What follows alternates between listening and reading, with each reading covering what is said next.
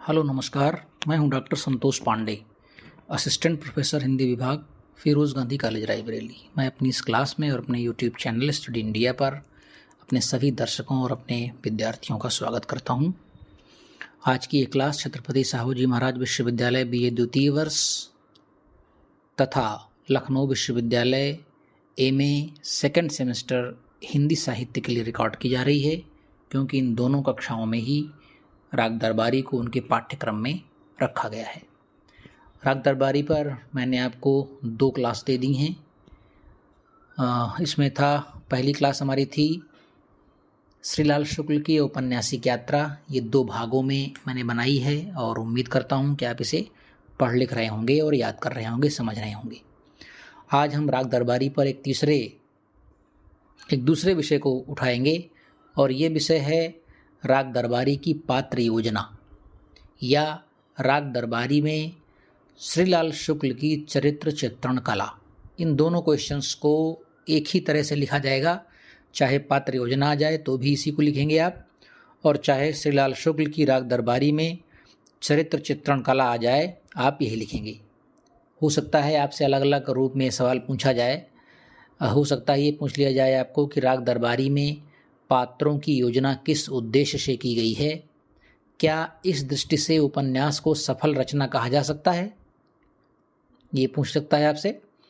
अथवा आपसे ये पूछ सकता है कि राग दरबारी के आधार पर श्रीलाल शुक्ल की चरित्र चित्रण कला का मूल्यांकन कीजिए या चरित्र चित्रण कला पर प्रकाश डालिए। तो चरित्र चित्रण कला हो श्रीलाल शुक्ल की राग दरबारी के संदर्भ में या राग दरबारी की पात्र योजना हो, इन दोनों ही प्रश्नों को अगर आता है तो आप, जो मैं ये भी सवाल करने चल रहा हूँ, आपसे बातचीत करूँगा, इन दोनों का उत्तर यही होगा जिसे आप इसे लिखेंगे। तो चलिए अपनी क्लास को हम प्रारंभ करते हैं। यहाँ से मैं कुछ आपको बोलूँगा, आवश्यकता समझें तो आप उसे लिखें, वरना कोई आवश्यकता नहीं है। आप इसे पढ़ करके सुन करके भी अपना काम आप चला लेंगे बहुत आसानी से। चलिए सबसे पहले हम लिखेंगे भूमिका, उसके बाद कुछ हेडिंग्स में अपनी बात कहेंगे और अंत में लिखेंगे इसका निष्कर्ष। तो चलिए हम शुरू करते हैं। लिखते हैं भूमिका। मुंशी प्रेमचंद उपन्यास को मानव चरित्र का चित्र मानते थे। मुंशी प्रेमचंद उपन्यास को मानव चरित्र का चित्र मानते थे।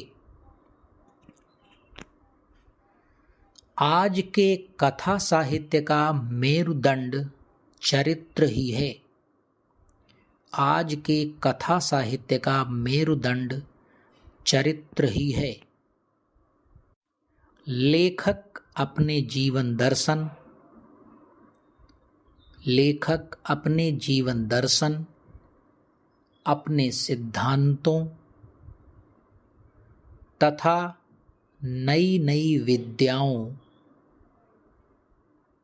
मनोविज्ञान, समाजशास्त्र, राजनीति से संबद्ध विविध वादों को प्रतिष्ठित करने के लिए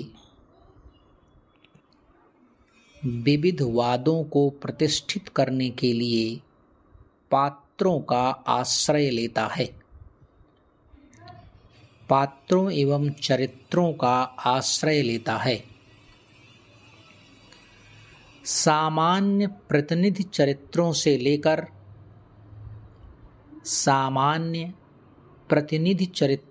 लेकर विशिष्ट और असामान्य चरित्रों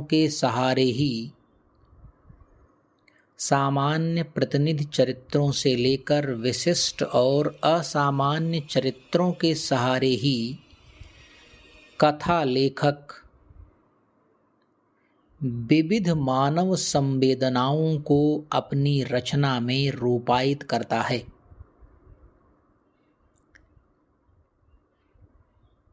सामान्य प्रतिनिधि चरित्रों से लेकर विशिष्ट और असामान्य चरित्रों के सहारे ही कथा लेखक विविध मानव संवेदनाओं को अपनी रचना में रूपायित करता है। राग दरबारी में चतुर्दिक व्याप्त भ्रष्टाचार, राग दरबारी में चतुर्दिक व्याप्त भ्रष्टाचार और जीवन की विसंगतियों विद्रूपताओं को उजागर करने, राग दरबारी में चतुर्दिक व्याप्त भ्रष्टाचार और जीवन की विसंगतियों विद्रूपताओं को उजागर करने तथा उन्हें रेखांकित करने के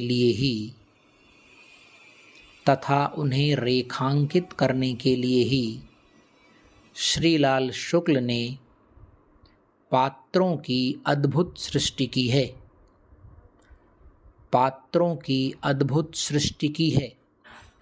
राग दरबारी में चतुर्दिक व्याप्त भ्रष्टाचार और जीवन की विसंगतियों विद्रूपताओं को उजागर करने तथा उन्हें रेखांकित करने के लिए ही श्रीलाल शुक्ल ने अद्भुत पात्रों की सृष्टि की है। यह है हमारी प्रस्तावना या भूमिका। अब एक लाइन छोड़ करके लिखेंगे, राग दरबारी के कुछ विशिष्ट पात्र और उनका चरित्र चित्रांकन निम्नलिखित प्रकार है।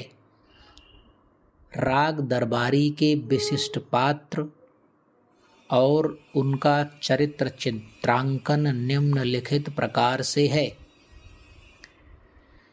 और अब इसमें हम डालेंगे पहली हेडिंग वैद्य जी। इसके पहले थोड़ा हम समझ लेते हैं ये कि राग दरबारी के जितने भी पात्र हैं उनमें आपस में संबंध क्या है, कौन किसका बेटा है, कौन किसका बाप है, कौन किसका रिश्तेदार है और क्या है। जब तक हम ये समझ नहीं पाएंगे, क्योंकि ये बहुत बड़ा उपन्यास है, तो तब तक हमारे दिमाग में कुछ गड़बड़ चलता रहेगा और हम कभी कभी कुछ गड़बड़ कर भी डालेंगे। तो ज़रा पहले समझ लेते हैं इनके पात्रों की सृष्टि कैसी है और ये पात्र योजना किस प्रकार से है, ये पहले समझ लेते हैं।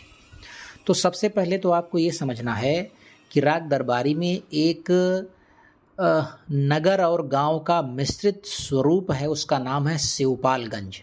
क्या नाम है? शिवपालगंज। और इस शिवपालगंज को केंद्र में रख करके श्रीलाल शुक्ल जी ने अपनी सारी बातें कही हैं।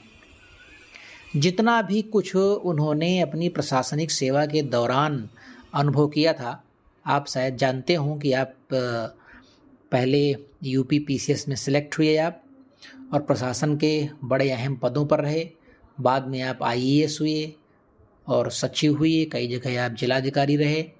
तो इन्होंने प्रशासन में रहते हुए जिस भ्रष्टाचार, जिस अनाचार और जिस खोखलेपन को और जिस यथार्थ को, जिस रियलिटी को अपनी आँखों से देखा था, एकदम एग्जैक्ट वही चीज़ आपने राग दरबारी में लिखा है। जब शुक्ल जी ने राग दरबारी को पूरा लिख लिया, इसकी रचना हो गई, तो इसे जब प्रकाशित करने की बारी आई तो चूँकि सरकारी सेवक थे, सिविल सेवक थे, आईएएस थे उस समय आप, तो उसे प्रकाशित करने की अनुमति इन्हें नहीं मिल रही थी, क्योंकि एक आईएएस हो करके सरकार के खिलाफ और किस किस तरह से आपने भ्रष्टाचार को उजागर किया था, ये किसी को बर्दाश्त नहीं हो रहा था कि ये सारी चीज़ें श्रीलाल शुक्ल की प्रकाशित होकर के बाहर आएँ और हमारी सबकी पोल खुल जाए। तो जब ये उपन्यास लिख दिया गया, 2 वर्ष तक प्रयास किया गया कि ये प्रकाशित हो जाए, लेकिन इसमें लगातार सरकार की तरफ से रोड़ा अटकता रहा। तो श्रीलाल शुक्ल जी एकदम से ऊब गए और उन्होंने चीफ सेक्रेटरी, जो उस समय तत्कालीन चीफ सेक्रेटरी थे उत्तर प्रदेश के, उनसे इन्होंने कहा कि सर अब इसको छापने की आप अनुमति दे दीजिए। और अगर 2 वर्ष तक अनुमति नहीं मिली तो तीसरे वर्ष श्रीलाल शुक्ल ने कहा कि अगर अब ये नहीं छपा ये उपन्यास तो मैं रिज़ाइन कर दूंगा अपने पद से। जब इस तरह की शर्त रखी और इस तरह का दबाव बनाया शुक्ल जी ने, तब जा कर के इसे प्रकाशित करने की इनको अनुमति प्राप्त हुई। तो जाहिर सी बात है कि जब भ्रष्टाचार को आप पोल खोलेंगे, भ्रष्टाचार की तह में जाएंगे आप, गांव पंचायत से लेकर के और सांसद तक के चुनाव में किस तरह के भ्रष्टाचार हो रहे हैं, ईंट खड़ंजे लगाने में किस तरह से भ्रष्टाचार हो रहे हैं, नालियों के निर्माण में भ्रष्टाचार हो रहा है, सीमेंट की जगह बालू लगा दिया जा रहा है, ईंटें ऐसी लगा दी जा रही हैं कि एक आदमी चले तो टूट जाए, वो उस पर उससे सड़क बनाएंगे तो उस पर ट्रक क्या चलेंगे। तो इन सब चीज़ों की पोल खोली और बखिया उधेड़ी। तो इसलिए श्रीलाल शुक्ल ने इन सब चीज़ों को बताने के लिए एक जगह का चुनाव किया और उस जगह का नाम है शिवपालगंज। ठीक है, शिवपालगंज। अब होता क्या है कि शिवपालगंज के चारों तरफ जिस कथा का या ताना बाना बुनते हैं उसमें ये कुछ पात्रों को ले आते हैं। तो जरा हम पहले अपनी अभी इस क्लास में उन पात्रों के बारे में थोड़ी बात कर लें। देखिए, इसमें जो चरित्र सबसे बड़े जो पात्र हैं जिनका पूरा होल्ड है, पूरे उपन्यास पर जिन्होंने होल्ड करके रखा है या पूरे शिवपालगंज को होल्ड करते हैं, जो उनका नाम है वैद्य जी। कोई इनका नाम नहीं दिया गया है, इसका नाम सीधे सीधे वैद्य जी। ये क्या हैं? ये एक स्कूल के मैनेजर हैं और कोऑपरेटिव सोसाइटी है एक, उसके ये डायरेक्टर हैं। शिवपालगंज में एक कोऑपरेटिव सोसाइटी है, उसके आप डायरेक्टर हैं और छंगामल इंटरमीडिएट कॉलेज के ये मालिक और मैनेजर हैं। नाम क्या है इनका? इनका नाम है वैद्य जी। अब वैद्य जी के दो बेटे हैं, एक का नाम है रोपन बाबू और दूसरे का नाम है बद्री पहलवान। ध्यान देंगे आप, अगर इसे ध्यान से नहीं सुनेंगे तो आप उलझ जाएंगे इन पात्रों में। वैद्य जी क्या हैं?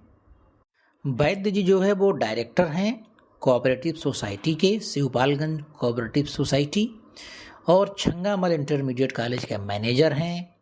वैद्य जी के दो बेटे हैं, एक का नाम है रोपन बाबू और दूसरे का नाम है बद्री पहलवान। वैद्य जी का एक भांजा है, उसका नाम है रंगनाथ। यानी वैद्य जी के दो बेटे हो गए रोपन और बद्री, वैद्य जी का एक भांजा हो गया, उसका नाम है रंगनाथ। अब वैद्य जी का एक कंपटीटर है, एक विरोधी भी है। जैसा चुनाव में होता है, राजनीति में होता है कि एक पक्ष होता है, एक विपक्ष होता है, तो उसी तरह से हम इसमें किसको किसको हम पक्ष कहें, किसको विपक्ष कहें, तो आप समझ ही रहे होंगे कि ये स्थिति बड़ी खराब है, किसको पक्ष कहें किसको विपक्ष कहें। लेकिन एक को आप पक्ष मान लीजिए किसी को भी, और किसी दूसरे को विपक्ष मान लीजिए। तो वैद्य जी के विरोधी जो हैं उनका नाम है रामाधीन भीखम खेड़वी। वैद्य जी की जो कंपटीशन करते हैं हर जगह, उनका क्या नाम है? उनका नाम है रामाधीन भीखम खेड़वी।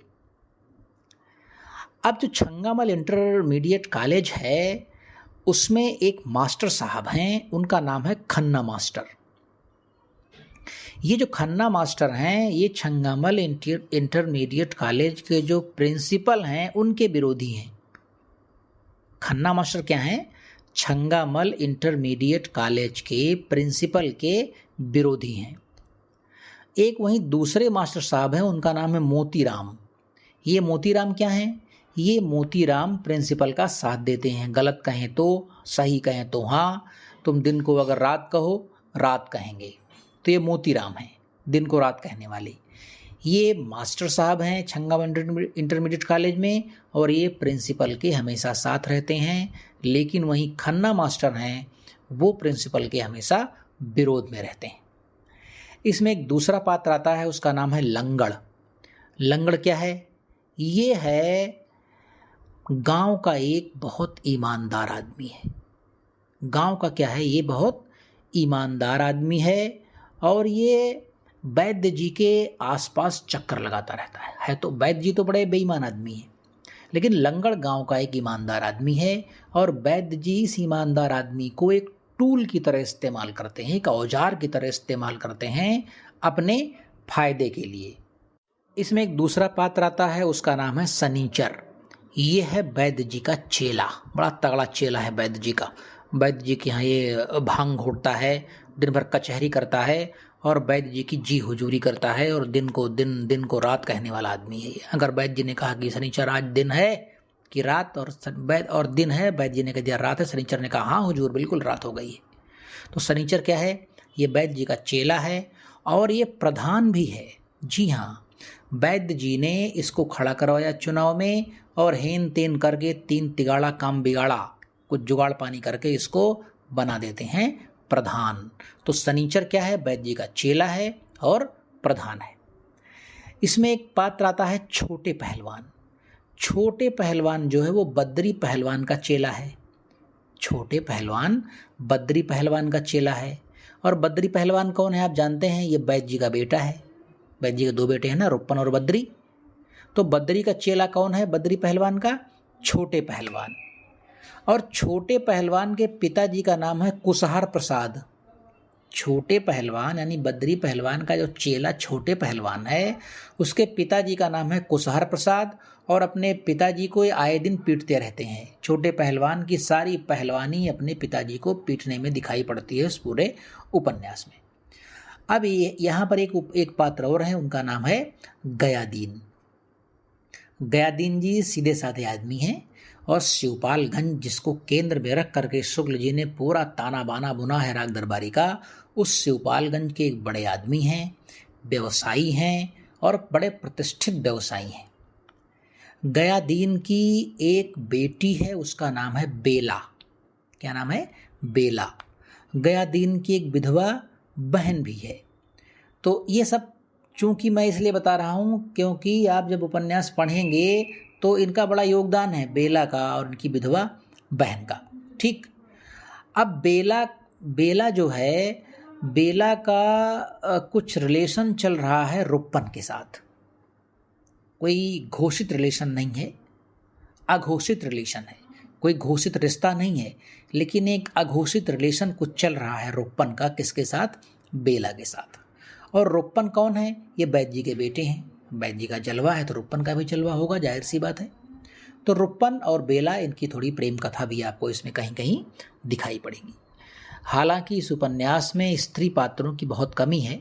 बस ये बेला और एक आध कुछ और स्त्री पात्र ऐसे ही आते हैं जो थोड़ा सा मनोरंजन और रोमांटिक अंदाज में आते हैं, लेकिन कुछ खास नहीं।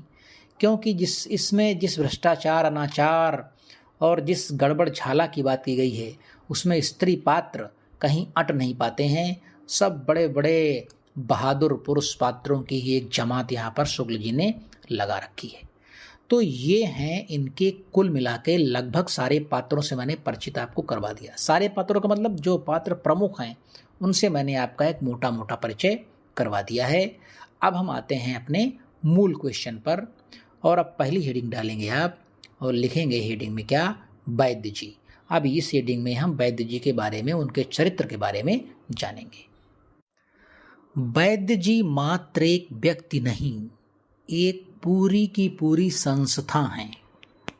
वैद्य जी मात्र एक व्यक्ति नहीं, बल्कि पूरी की पूरी संस्था हैं। वे गांव के कुल पूज्य ब्राह्मण हैं। वे गांव के कुल पूज्य ब्राह्मण हैं, जाने माने वैद्य हैं।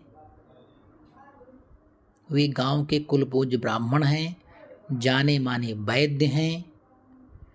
छंगामल इंटर कॉलेज के आदरणीय मैनेजर हैं। छंगामल इंटर कॉलेज के मैनेजर हैं। कोऑपरेटिव यूनियन के मैनेजिंग डायरेक्टर हैं। कोऑपरेटिव यूनियन के मैनेजिंग डायरेक्टर हैं। और अब गांव पंचायत को हथियाने के लिए लपक रहे हैं। और अब गांव पंचायत को हथियाने के लिए लपक रहे हैं। खान पान में विशुद्ध शाकाहारी हैं। खान पान में विशुद्ध शाकाहारी हैं। और पोशाक में खद्दर की धोती,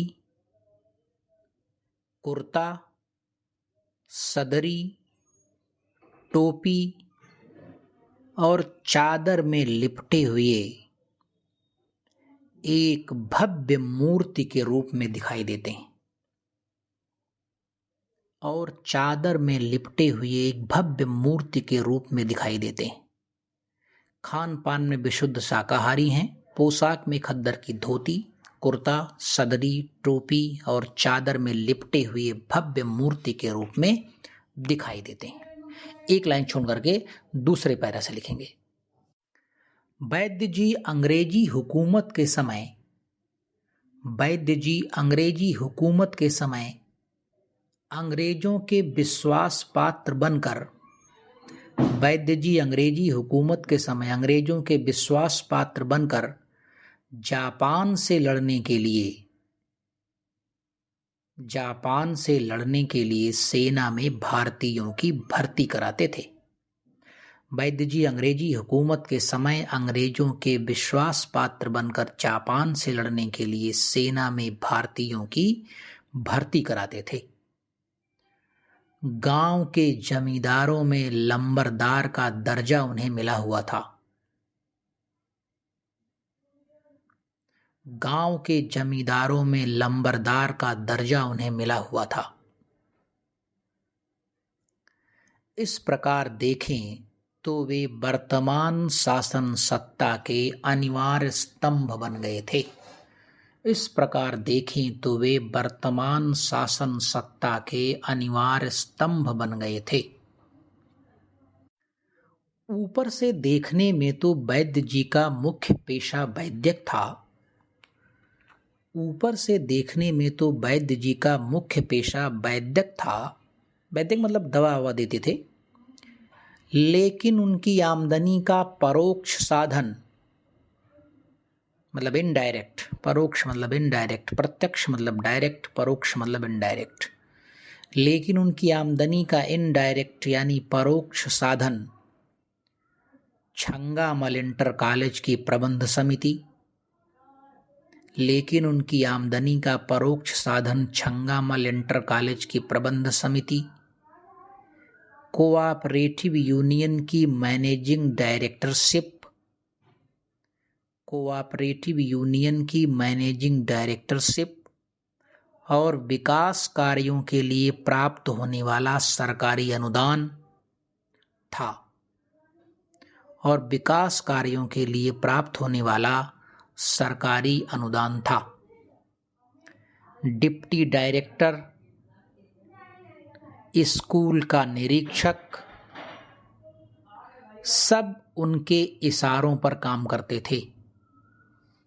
डिप्टी डायरेक्टर और स्कूल का निरीक्षक सब उनके इशारों पर काम करते थे। सभी संस्थाओं के चुनाव का परिणाम उनकी मुट्ठी में था।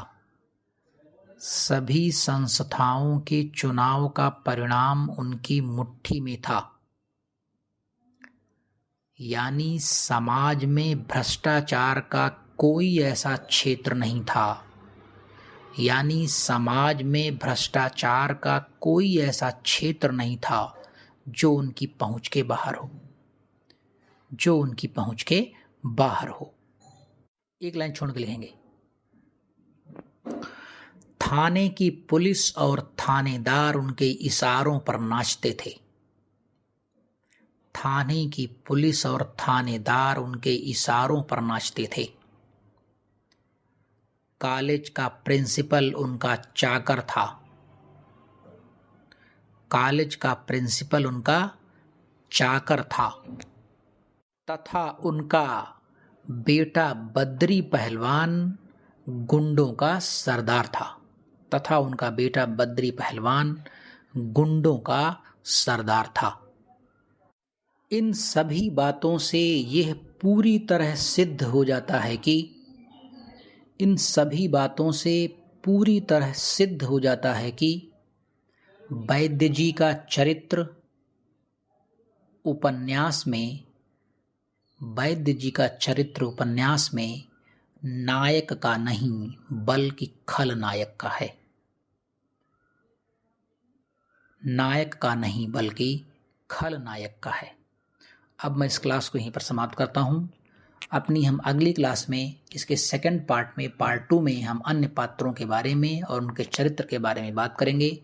उम्मीद करता हूँ कि क्लास आपको अच्छी लगी होगी और आप इसे पढ़ेंगे, लिखेंगे और अपनी याददाश्त में इसे सहज करके रखेंगे। हम बहुत जल्द अगली वीडियो में, अगले पार्ट में आपसे मिलेंगे। तब तक के लिए नमस्कार।